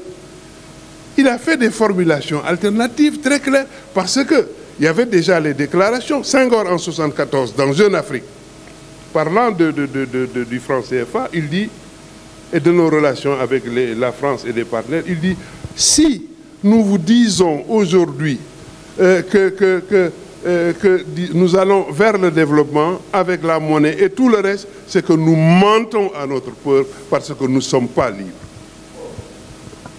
Jeune Afrique 1960, c'est dans mon article, je vais vous envoyer l'article. Et Adema a dit presque pareil. Abdou Diouf a dit que c'est une catastrophe. Ils sont liés. Quand on a conscience qu'on a lié, la meilleure solution, Gorgui, c'est de faire de son peuple son bouclier. Mais les chefs d'État que nous avons ne veulent pas d'un peuple comme bouclier. Parce que pour que le peuple puisse être votre bouclier, il faut que vous ayez confiance en lui, à la science, à la culture également. Et notre leadership ne veut pas de peuple éveillé. Celui qui sait, comme dit l'adage, devient dangereux pour les souverains qui ne veulent pas partir. C'est ça la réalité de notre continent. Je passerai à Demba, mais je vais... la monnaie numérique, ils y travaillent tous. La monnaie numérique, il n'y a pas moyen de faire autrement. La monnaie fiduciaire, telle que nous la connaissons là, elle va disparaître. Mais si on y prend garde, ça va être catastrophique. Comme nos processus d'industrialisation et les faiblesses de la ZLECA, la zone de libre-échange. Mais comment voulez-vous aller dans des conditions où la valeur ajoutée manufacturière, c'est-à-dire la capacité des pays africains à mettre sur les marchés africains et à l'extérieur pour avoir des devises, des produits manufacturés, donc la VAM, la valeur ajoutée manufacturière, depuis 1980, elle est de 3%. C'est-à-dire votre capacité à transformer les ressources qui vous entourent en produits manufacturés. Mais ne l'ayant pas fait, c'est ça que nous avons tout, que nous importons toutes les machines. Et je l'ai dit ce matin, nous importons pour 92% tous les équipements que nous utilisons. Bien sûr, je vous rassure, le Sénégal a fait un bond depuis quand même 2010. Nous sommes partis de 6% de valeur ajoutée manufacturière, aujourd'hui à 16%. C'est-à-dire que l'économie se ressaisit. Il y a une industrialisation que nous avons perdue, il y a de la transformation. Mais pour la ZLECA, ça va être chaotique. 80% de la production manufacturière est entre les mains des Occidentaux. Vous faites sans une cohésion politique forte, sans une intégration économique réelle, c'est-à-dire un partage des missions et des tâches, comme Cheikh Anta l'a fait dans les fondements. Tel pays est plus apte pour faire ça, il le fait, l'autre, etc. Mais si vous ne le faites pas, mais on va contourner tout ce que nous allons faire pour que les pays occidentaux continuent à profiter de la production manufacturière. C'est pour ça que tout en ne cherchant pas à mettre un terme ou enrayer la roue de ceux qui gouvernent le continent, nous annonçons des alertes, des mises en garde. Je crois que c'est ça. Évidemment, nous n'irons pas à faire comme ce que certains proposent. Là aussi, c'est sous le coup de la colère. Certains essayent d'enrober ça de démarches scientifiques, ça n'allait pas. Si vous dites quittons le franc CFA demain, il faut me dire demain, à 9h, qu'est-ce que je vais faire? Ça aussi, c'est de la responsabilité. Le problème, ce n'est pas de quitter. Mais qu'est-ce que je fais immédiatement? Bon, maintenant, l'autre drame, j'en ai parlé ce matin, et essayons d'avoir des monnaies nationales dans les conditions des économies qui n'ont pas solides, tel qu'on l'a dit. Mais pour pouvoir avoir, disons, une compétitivité meilleure sur son marché et sur le reste du monde, meilleure que ses concurrents, mais il faut être une économie solide. Vous n'avez pas les reins solides. Même le bazin, notre habillement. C'est des milliards de bazins que nous importons de l'extérieur. Et un sou mis à l'extérieur, c'est un emploi créé à l'extérieur ou une usine créée à l'extérieur au détriment du continent. Je crois que ces informations, il faut qu'on les partage. Que nous sachions réellement à quel point nous sommes faibles. Cette faiblesse n'est pas naturelle, c'est un processus institué depuis le commerce captif. Le commerce captif, c'est une organisation. Dès qu'il y a eu la colonisation comme administration directe, c'est un processus organisationnel qui fait que la production à forte valeur ajoutée reste entre les mains de ceux qui dominent le territoire. La malnutrition, les faibles capacités de mobilisation des ressources pour le développement, la faible pénétration scientifique et technologique restent aux pays africains. Mais c'est ce mécanisme qu'il faut délier. Il est toujours là, malheureusement. Même les enquêtés dans la rue, les gens vous disent « Ah, ça c'est sénégalais, je préfère celui qui est fait en Hollande ou en France. » C'est de l'aliénation culturelle en plus qui accompagne tous les projets. Je vais laisser Demba répondre, je reviendrai pour ne pas parler d'un trait sur la souveraineté, l'AES et le reste. Parce que ces gens-là aussi discutent avec nous. Ils discutent, c'est pas facile, ils le savent. Ils savent que c'est extrêmement difficile, mais chez eux aussi, il y a beaucoup de colère qui ont fait que ces pays sont partis. Je crois que Demba pourra en parler. Nous avons été au Mali, nous avons discuté avec des gens concernés directement. Nous y reviendrons. Voilà un peu quelques annonces. Mais Gorgui, je n'ai pas repoussé, c'est l'inconstance politique. Ils ne sont pas consistants, ils hésitent toujours. La peur d'affronter l'inconnu. Et si tu vois, moi j'ai été le premier à écrire en 2005, parce que j'avais écrit en 1994 un article au cours de la journée de la renaissance scientifique de l'Afrique. Tous les ans, ça se présente sur le continent. Les Africains ne le savent même pas. Nous l'avions organisé à l'hôtel Novotel, Association des chercheurs sénégalais. Je révélais déjà que nous sommes entrés dans une tendance où c'est le marché qui petit à petit finance le développement. Ce n'est plus les pays partenaires ou les amis. En 2005, j'ai fait un article interpellant le Ghana et le Sénégal. Non, j'ai interpellé les pays africains. Le Ghana et le Sénégal ont été les premiers à s'engouffrer sur ce marché. Ce marché, il est là. Au Sénégal, nous avons besoin de clarification.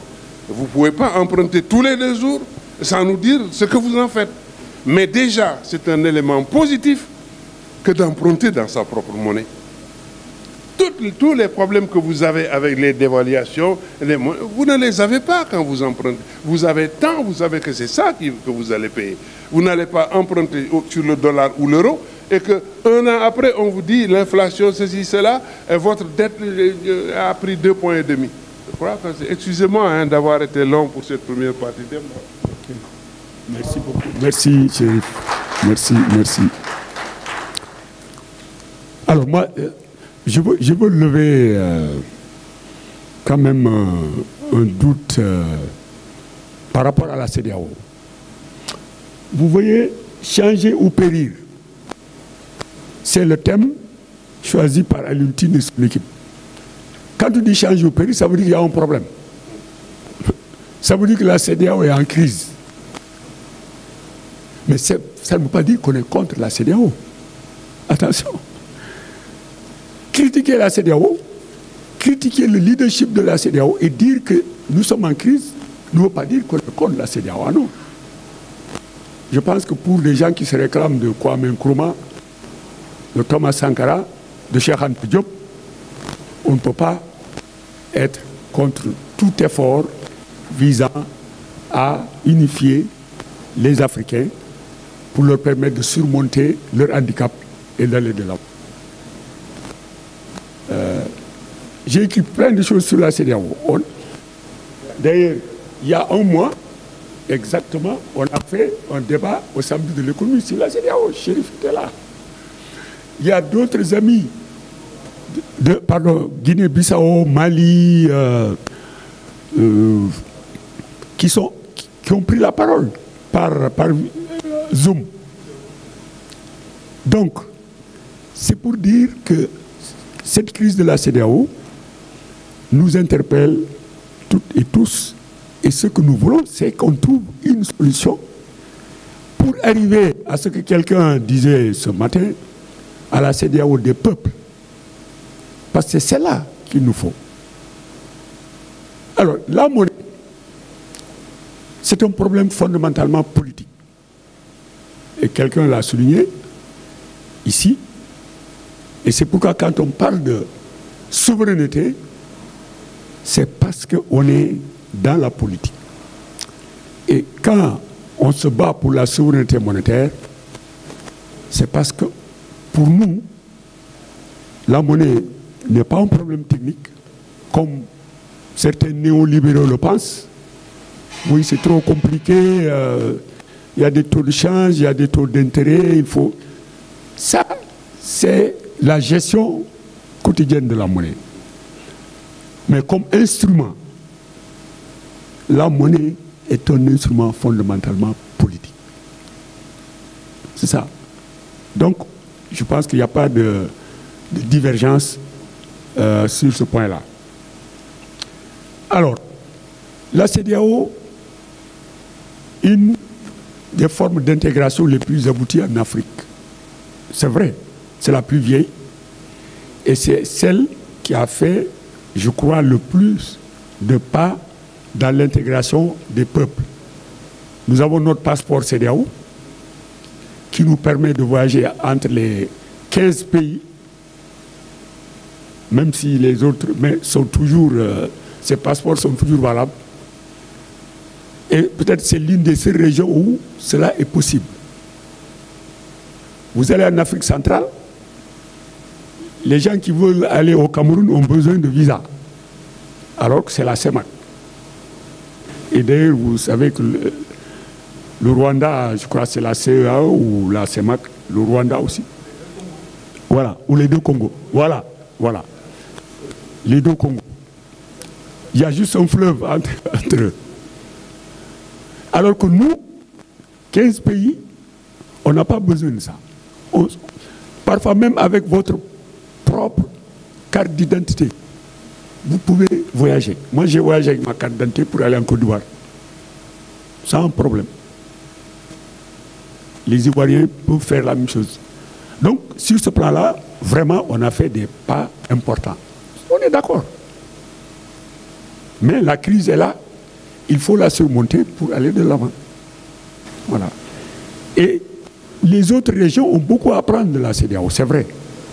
Et c'est pourquoi ceux qui ont des problèmes dans leur région, bien sûr, applaudissent à chaque fois qu'ils voient quelqu'un de la CEDEAO dire « Ah, parce que les pas qu'on a accomplis, malheureusement, eux, ils n'ont pas pu les accomplir pour des raisons politiques, etc. » Même si nous avons quelques problèmes, quand même, je crois qu'il faut applaudir les accomplissements, les réalisations qui ont été faites.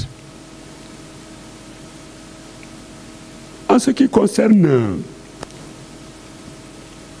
CEDEAO, UMOA, parce que, vous savez, normalement, l'UMOA aurait dû se dissoudre dans la CEDEAO. C'est ce que l'Union africaine avait préconisé. Mais à cause de cette monnaie, le franc CFA, malheureusement, les gens gardent toujours cette monnaie. Et ils préfèrent, c'est-à-dire les 8 pays qui utilisent le franc CFA, toujours avoir cette relation avec la France plutôt que de prendre leur émancipation. Maintenant, une fois qu'on saute le pas, quelqu'un disait, mais quel sera l'impact? C'est vrai que ce n'est pas facile de changer de monnaie d'un jour à l'autre. Il y a un certain nombre de préalables. Parce que si vous dépendez trop sur le plan extérieur, vous dépendez des importations alimentaires, par exemple, sans compter sur le plan sanitaire, pharmaceutique, sur le plan des équipements dont vous avez besoin pour vos entreprises. Si vous dépendez trop, il est évident que ça va être difficile du jour au lendemain de changer de monnaie et d'être indépendant. Et c'est pourquoi le camarade de tout à l'heure, I hope it was you, who spoke about the need to use African currencies in their trade. Quelqu'un qui parlait en anglais là. Is it you? Yeah. You know, one of the reasons why they can't do it is because they depend on external trade. And even to pay back their debt, they need hard currencies. They need dollars. They need euros. Or even yen, Japanese, or even Chinese money. That's why they can't do it. But it would have been easier for them to trade using their own currency, like CEDI or CFA, between CFA and CEDI, or Naira and CEDI. It would have been easier. But unfortunately, because of this external dependence, they can't do it. No, that's one of the reasons. Okay. Qu'est-ce qu'il y a d'autre par rapport à ce que Chérif a dit? Pour la ZLECAf, il y a un débat normalement de l'autre côté sur la ZLECAf, la zone de libre-échange continentale. Alors moi, je me pose la question par rapport à la ZLECAf. Si nous avons des problèmes au niveau de chaque région pour faire progresser l'intégration, comment peut-on la faire progresser au niveau continental? Parce qu'il y a tellement d'obstacles. En dehors des obstacles logistiques, je crois que c'est le professeur Bakili ou je ne sais, qui disait qu'il faut presque une journée pour aller d'ici, je ne sais pas où, en Afrique. Alors, il y a ces problèmes, mais également il y a les problèmes de visa. Mais ça ne peut pas faciliter l'intégration. Si au niveau de votre sous-région, il y a un problème pour faire progresser votre intégration, alors au niveau continental, ça va être beaucoup plus difficile. Mais, bon, l'Union africaine en a décidé ainsi.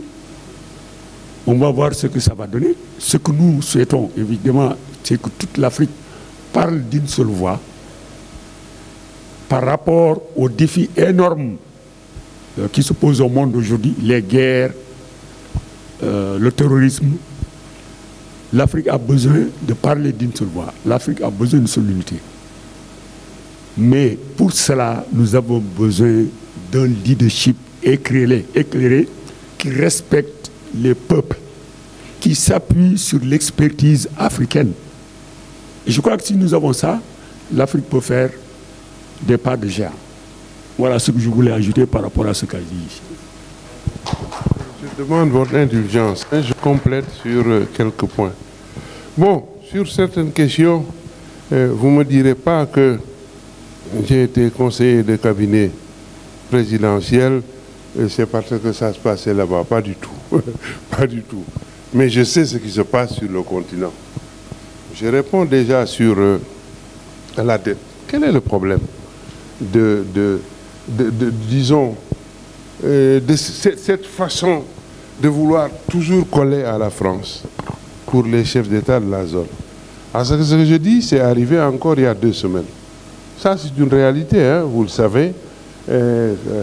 Quand vous êtes dans certaines discussions, dans certaines délégations, et vous finissez par savoir ce que ça se fait. Je ne dis pas que le Sénégal l'a fait, mais c'est comme ça la méthode aussi de la France et d'autres partenaires. Imaginez, vous avez quand même 200 milliards de dettes. Vous avez un chef d'État occidental.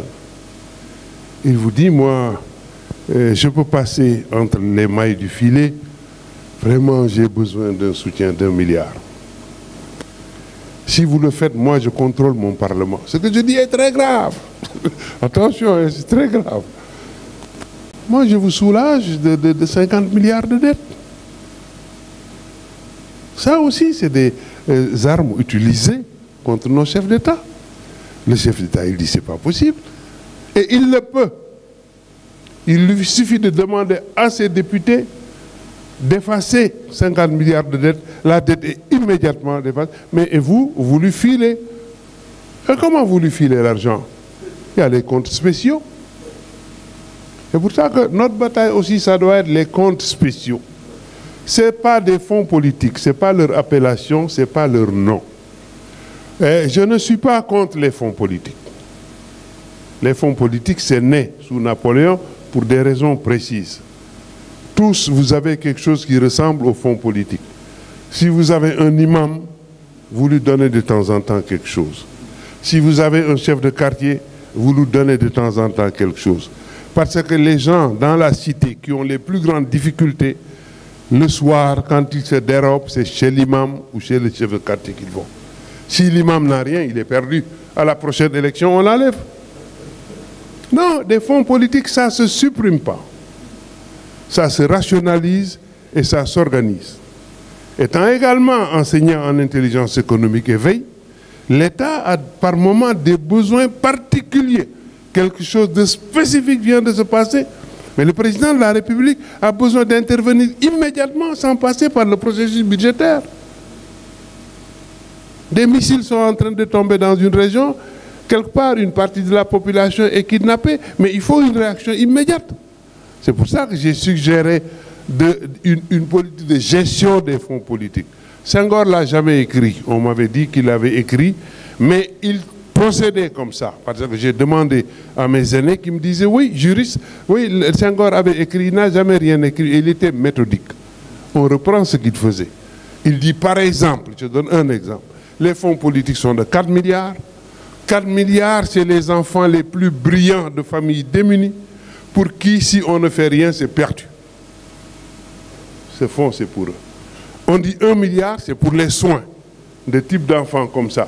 Mais il n'a qu'à prendre 1,5 milliard pour sa discrétion. Un État, ça se défend aussi. Hein? Ici, comme en Europe, l'État, il tue, il viole, il massacre, il assassine, quand il le faut, pour la défense de la nation. Et aucune puissance occidentale, aucune juridiction internationale ne peut condamner un État qui se situe à un moment donné dans une position de devoir défendre la nation. C'est pour ça que les batailles politiques aussi, c'est important. Elles doivent rester des batailles politiques. Je n'arrête pas de le dire dans mes enseignements. Dès lors que vous quittez le terrain politique, vous attaquez l'État ou la République, vous serez perdant sur tous les tribunaux mondiaux. Ça, je crois que c'est important de le savoir. Donc, c'est sur la dette. Le piège de la réduction de la dette comme lieu de corruption. Les banques centrales, ça, c'est un souci permanent chez moi. Avec quand même une vingtaine d'années. J'ai été le rapporteur général de la Commission de l'Union africaine sur la création des nouvelles institutions financières de l'UA. C'est-à-dire le Fonds monétaire africain, la Banque d'investissement africain, et l'autre, la Banque d'investissement, le Fonds monétaire, voilà, c'est pas la compagnie d'assurance, voilà. Chaque fois que nous avons des problèmes sur ces questions pour l'unité continentale, nos plus grands adversaires, ce sont les agents de nos propres banques centrales. Ça, je l'ai vécu au jour le jour. Mais ça veut dire qu'ils sont au service des nouveaux maîtres. C'est tout. Ça aussi, c'est des difficultés. Mais je vous le dis, tant que l'État refusera de s'adosser à son peuple émancipé ou à ses élites émancipées, il ne s'en sortira pas. C'est de la réalité. L'autre point, c'est la situation avec les pays anglophones. Si vous prenez les grands agrégats économiques, il y en a 19. D'ailleurs, c'est les 19 que Davos travaille tous les ans. Mais sur les 11, les pays francophones battent les pays anglophones. Ça ne veut rien dire. Je ne parle pas du Ghana, je parle des autres. Le Ghana est avec nous. Ça aussi, il y a un bluff où on essaye de nous complexer vis-à-vis de la Corée. Ces pays sont avancés, les dragons sont avancés. Mais personne ne vous dit, là aussi, j'ai écrit déjà dans les années 90 sur la question. Comment l'apparition de la Seconde Guerre mondiale, l'éloignement des États-Unis ont apporté deux choses. Le transfert de technologie et d'usines dans le Pacifique et dans ces pays, et la naissance du conteneur, plus l'aide publique au développement. Pendant 50 ans, les pays avec lesquels nous comparons, en disant que nous sommes paresseux, simplement pour nous fragiliser, ils ont reçu pendant 40 ans 110 $ par tête d'aide publique au développement, et sur la même période, nos pays n'ont reçu que 10 $ par tête. Les États-Unis, pour pouvoir intervenir dans la Seconde Guerre mondiale, ont créé le conteneur pour déplacer du matériel, c'était au Pacifique. Là aussi, comme ils visent la Chine, ils vont voir ce qui va arriver. Ils vont créer peut-être de nouveaux conteneurs, je ne sais pas, avec des dinosaures, je ne sais pas. Donc, ils ont aussi obligé, sous peine de dissoudre les entreprises, certaines entreprises à s'installer en Corée et en Malaisie et autres. C'est ça qui a permis aussi la diffusion scientifique et technologique. Nous ne sommes pas des paresseux. Les Africains sont des travailleurs. Mais nous n'avons jamais eu, en tout cas jusqu'ici, les leaderships qu'il nous faut. Et puis il y a une discrimination en notre défaveur au plan international. Nul n'a confiance à l'Africain parce que très souvent nous n'avons pas confiance entre nous. Prenez les écrits des Africains. Quels sont les Africains qui citent des Africains? Et nous écrivons tous les jours. Des vidéos pullulent. Des fois, je vois que c'est mon ancien étudiant qui est maintenant directeur au Fonds monétaire qui a fait une petite vidéo sur la dette. Tout le monde le sait ici, mais c'est sa vidéo qu'on va mettre tout le temps. C'est-à-dire, la domination de l'Afrique a été faite méthodiquement. Moi, j'interviens à Paris à l'Institut des langues orientales. Je n'y vais plus, je n'y enseigne plus, mais tous les ans, les portes ouvertes, on m'invite. L'Institut des langues orientales, c'est là-bas où on a formé tous les administrateurs des colonies. L'Institut a aujourd'hui 280 ans. Le meilleur enseignant de Wolof au monde, il est là-bas et c'est un Russe, franco-russe. Dans les langues zo, il y avait une revue. Quand j'étais jeune étudiant, nous, on volait ce genre de revue. La France publiait pendant la colonisation, jusqu'à la fin de la colonisation, une revue qui s'appelait « La conquête des esprits ». Le fait colonial aussi, c'est un travail de conquête, de déculturation de notre temps. Et cette déculturation a été aggravée par les programmes d'ajustement structurel. Nous, on pensait panafricanisme, on pensait servir notre pays, on pensait résister, devenir des nations prospères. Mais depuis qu'il y a la mondialisation de l'éducation, les diplômes internationaux priment sur les diplômes nationaux. Alors que même l'idée de diplôme international est une mystification. Un diplôme, ça sert à régler des problèmes dans l'environnement où le diplôme doit circuler. Voilà autant de problèmes. L'ajustement structurel, je disais, est venu avec pour mission officielle d'aider nos pays à se redresser le cadre macroéconomique. Mais on a su tout de suite que l'ajustement structurel, c'était un levier pour ouvrir la porte à la banque et au fonds et dépolitiser la société. Mais tous nos jeunes d'aujourd'hui, ils ne veulent devenir que des jeunes cadres, l'expression est là. Tous veulent devenir des jeunes cadres. On se maquille dans les établissements là, avec des tenues à l'américaine, etc. et tout. C'est ridicule, le piège dans lequel nous sommes. Il faut que nous changions, il faut que nous changions. Et c'est heureux qu'on ait des espaces comme ça pour échanger et discuter de ces questions. AECDAO,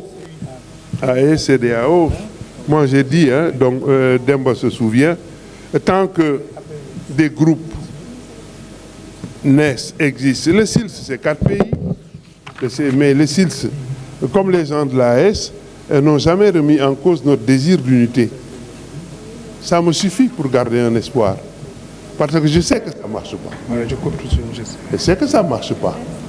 Parce qu'ils ne nous donnent pas des signaux pour que ça marche. Si ça devait marcher, on l'aurait su tout de suite parce qu'ils auraient quitté. On ne peut pas détester la France dans la CEDEAO et l'aimer dans l'UEMOA. C'est quand? Mais ils sont responsables. C'est ce que je disais par rapport à la monnaie, pour répondre un peu à comment dirais-je, Samb. Et ça, on ne se lève pas comme ça. Ils sont prudents. Ils y vont doucement, mais le projet de création de leur monnaie est une réalité incontestable. Et je termine enfin sur les sorties d'argent, ce qu'on disait. L'organisation du pillage. C'est-à-dire le commerce triangulaire est organisé dès le départ pour le pillage du continent. Même j'ai fait ce travail en 2000. J'ai montré des résultats confirmés par l'OCDE. Pour 1 euro qui entre dans la zone franc, dans le pays, c'est 9 qui sortent. Je m'en arrête là. Merci beaucoup.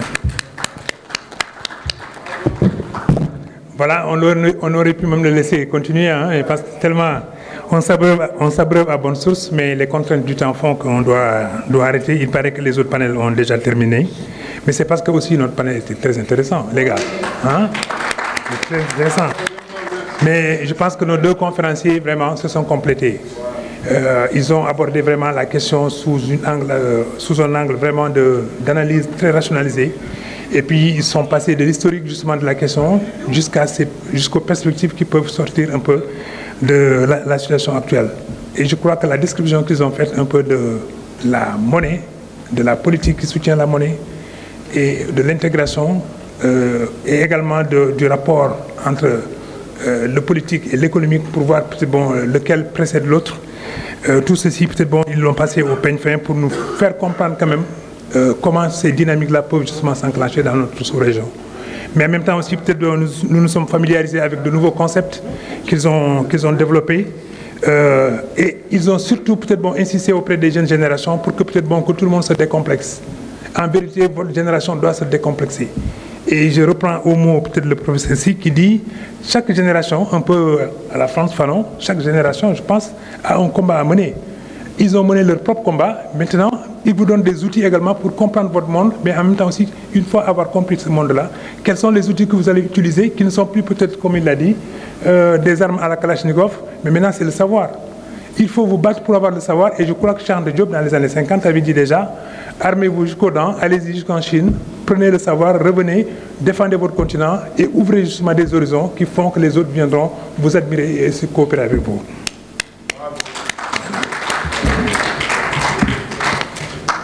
Merci. La séance est levée. Merci beaucoup à notre ami Tcherno.